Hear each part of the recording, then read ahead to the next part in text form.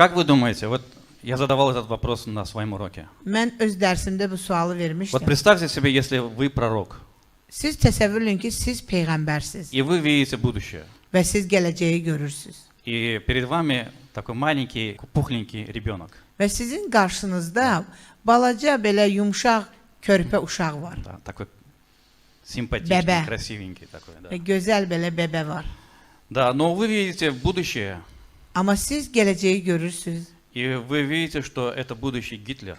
və siz görürsüz ki, bu gələcəkdə Hitler olacaq bu uşaq. Как бы вы себя повели? Siz necə özünüzü aparardınız? Этот Гитлер, который уничтожил очень-очень много младенцев, очень много людей в мире.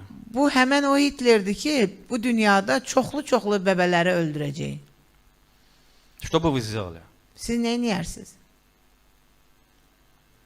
Знаете, когда Адам и Ева согрешили, Bilirsiniz, Adəmlə Həvva günah edəndə Бог смотрел на Адама и на Еву. Tanrı Adəmlə Həvvaya baxırdı. И в каждом из нас спит этот Гитлер, правильно? Və bizim hər birimizin içində bu В Hitler каждом из var. нас есть эта ветхогреховная Bu природа. günahlı təbiət var bizdə. И Бог видел, что этот Адам и Ева, они приведут его сына на крест.